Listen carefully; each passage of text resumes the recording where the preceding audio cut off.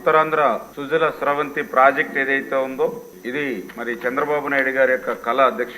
ఏదైతే గోదావరి వరద నీరు 63.20 టీఎంసీల నీటిని తరలించి దగ్గర ఉత్తరాంధ్రలో ఉన్నటువంటి 8 లక్షల ఎకరాలకు సాగునీరు అందించాలనేటువంటి ఉద్దేశం, 30 లక్షల మంది ప్రజలకు త్రాగునీరు అందించాలనేటువంటి ఉద్దేశంతో అందులో కూడా పర్టికులర్ గా ఏదైతే యొక్క అనకాపల్లి, విశాఖపట్నం, విజయనగరం, పార్వతీపురం, మన్యం, శ్రీకాకుళం జిల్లాలకి ఈ యొక్క ఉత్తరాంధ్ర సుజల స్రవంతి ప్రాజెక్టు ఒక లైఫ్ లైన్ గా ఉండాలనేటువంటి ఆలోచనతో మరి ఎన్డీఏ ప్రభుత్వం ఉంది అధ్యక్ష.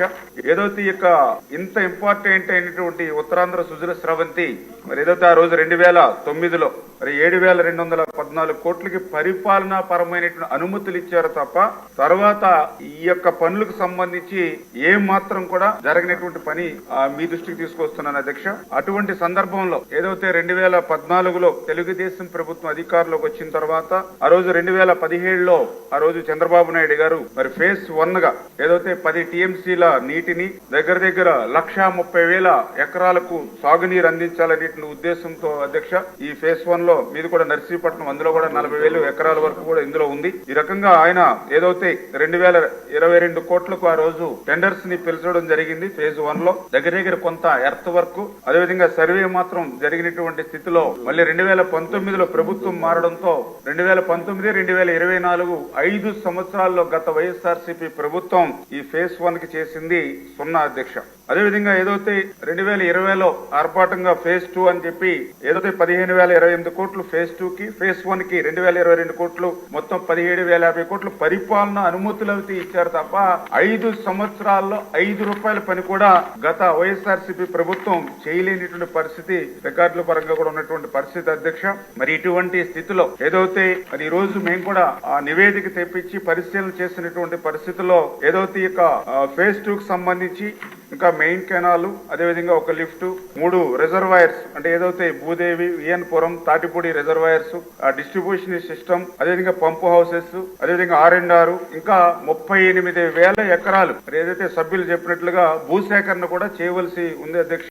మరి వీటన్నిటినీ కూడా ఈ ప్రభుత్వం మరి ఈ యొక్క ఉత్తరాంధ్ర సుజల స్రవంతి అనేది అత్యంత అవసరమైనటువంటి ప్రాధాన్యత చంద్రబాబు నాయుడు గారికి ఉన్నటువంటి ప్రాజెక్టు కాబట్టి ఖచ్చితంగా ఈ సవాళ్లన్నింటినీ కూడా అధిగమించి ఈ యొక్క పనులు పూర్తి చేయడానికి పనిచేస్తా తెలియజేసుకుంటూ, అదేవిధంగా ఏదైతే సభ్యులు అడిగినటువంటి మరొక క్వశ్చన్ ఏదైతే శారదా నది మీద ఏదైతే బ్యారేజీల నిర్మాణం జరుగుతుందని అన్నారు.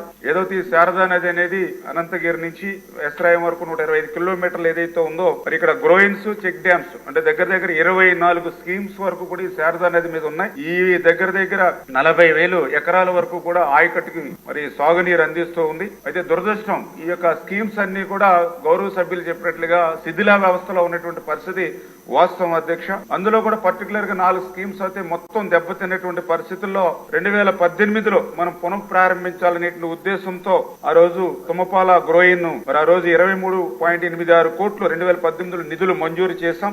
మరి తర్వాత దురదృష్టం 2019లో ప్రభుత్వం మారిన తర్వాత ఈ పనులన్నీ కూడా నిలిపివేసినటువంటి పరిస్థితి అధ్యక్ష. అదేవిధంగా ఏదైతే గోకివాడ గెడ్డ రెగ్యులేటర్ ఇట్లా ఏదైతే ఈ 4 స్కీమ్స్ ఏవైతే ఉన్నాయో 19-24లో ఒక్క రూపాయి కూడా పెట్టకుండా ఇచ్చినటువంటి అనుమతులను కూడా రద్దు చేసి జీరో చేసినటువంటి పరిస్థితి అధ్యక్ష. అందుకే ఈ రోజు ఏదైతే ఉత్తరాంధ్ర సుజల స్రవంతి అనేది ఈ యొక్క చంద్రబాబు నాయుడు గారు ఎందుకు చెప్తున్నారంటే నదుల అనుసంధానం అనేది చంద్రబాబు నాయుడు గారి యొక్క ఆశయం. అంటే ఏదైతే గతంలో మన తెలుగు బిడ్డ KL రావు చెప్పేవాడు ఏదైతే ఈ యొక్క గార్లెండింగ్ ఆఫ్ రివర్స్ అని ఏదైతే నదుల అనుసంధానం ఆ రోజు KL రావు గారు చెప్పారు, దాన్ని ఈ రోజు ఆచరించాలి. తద్వారా ఆంధ్రప్రదేశ్ రాష్ట్రాన్ని భవిష్యత్తులో ఒక కరువు రహిత రాష్ట్రంగా మార్చాలనేటువంటి ముఖ్యమంత్రి గారి ఆలోచనల ప్రకారం ఈ ఉత్తరాంధ్ర సుజల స్రవంతిని ఖచ్చితంగా ప్రాధాన్యత తీసుకుంటామనే విషయాన్ని కూడా సందర్భంగా తెలియజేసుకుంటూ, అందులో కూడా పర్టికులర్ గా ఏదైతే ఉత్తరాంధ్ర ప్రజలు ఎవరైతే ఉన్నారో మరి వాళ్ళు రుణం తీర్చుకునేటువంటి విధంగా కూడా మరి చంద్రబాబు నాయుడు గారు మొన్న కూడా మాకు ఏదైతే 7-8 రివ్యూస్ ఏదైతే ఇంటర్నల్ గా డిపార్ట్మెంట్ లో జరిగినప్పుడు కూడా ఉత్తరాంధ్ర మీద స్పెసిఫిక్ గా ఆయన కూడా మరి మెన్షన్ చేయడం జరిగింది. అదేవిధంగా ఏదైతే ఆయన ముఖ్యమంత్రిగా ప్రమాణ స్వీకారం చేసిన తర్వాత ఆయన ఫస్ట్ విజిట్ మరి ఏదైతే పోలవరం ప్రాజెక్ట్ ని సందర్శించడం, అదేవిధంగా నెక్స్ట్ సెకండ్ విజిట్ కూడా పోలవరం ఏదైతే మెయిన్ లెఫ్ట్ కెనాల్ ఏదైతే ఉందో దాన్ని పరిశీలించడానికే వచ్చారని అంటే చాలా క్లియర్ గా ఆయన ఉద్దేశం ఏదైతే ఉత్తరాంధ్ర సుజల స్రవంతికి ఈ యొక్క మెయిన్ లెఫ్ట్ కెనాల్ గోదావరి వరద నీటిని ఆ ఉత్తరాంధ్రకి పంపించాలనేటువంటి కృతనిశ్చయం ఆయన ఉద్దేశం కనపడుతూ ఉంది అధ్యక్ష. అందుకే ఏదైతే మాకు కూడా ఆల్రెడీ పరిపాలనాపరమైన అనుమతులు కూడా ఆ పోలవరం మెయిన్ లెఫ్ట్ కెనాల్ కి సంబంధించి మరి ఆర్థిక పరిస్థితి ఇటువంటి స్థితిలో ఉన్నా కూడా 1600 కోట్ల రూపాయలు ఆయన అనుమతులు ఇచ్చి ఆల్రెడీ టెండర్లు దశ కూడా పూర్తి చేసుకున్నటువంటి పరిస్థితి అధ్యక్ష. అంటే వచ్చినటువంటి 5 నెలల కాలంలోనే ఆర్థిక పరిస్థితి చిన్నాభిన్నమైనటువంటి స్థితిలో కూడా ఆ పోలవరం లెఫ్ట్ మెయిన్ కెనాల్ కి మరి ఫస్ట్ ఫేజ్ గా 1600 కోట్ల రూపాయలు నిధులు ఇచ్చి ఇప్పుడు టెండర్స్ పిలిచి ఏదైతే పనులు రేపు నెలలో ప్రారంభిస్తూ ఉన్నామనంటే ఉత్తరాంధ్రకు ఈ యొక్క ముఖ్యమంత్రి గారు కానీ ఎన్డీఏ ప్రభుత్వం ఇచ్చేటువంటి ప్రాధాన్యత అదే ఒక ఉదాహరణ అనే విషయాన్ని కూడా తెలియజేసుకుంటూ ఖచ్చితంగా రేపు భవిష్యత్తులో కూడా ఆ పనులను కూడా అనుకున్నటువంటి సమయానికి దానికి కూడా నిర్దేశం కూడా ఇచ్చారు అధ్యక్ష.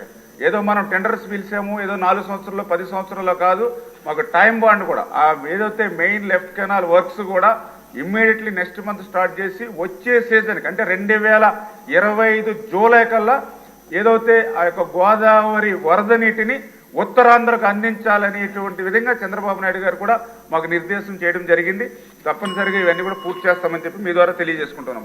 ఈ వీడియో నచ్చితే లైక్ చేయండి. అలాగే మా ఛానల్ ని ఫస్ట్ టైం కనుక చూస్తున్నట్టయితే ఇప్పుడే సబ్స్క్రైబ్ చేసుకుని పక్కనే ఉన్న గంట సింబల్ ని యాక్టివేట్ చేసుకోండి. అప్పుడే మేము పెట్టే ప్రతి వీడియో మీకు నోటిఫికేషన్ గా వస్తుంది. అలాగే ఈ వీడియో పూర్తిగా చూసినందుకు ధన్యవాదాలు.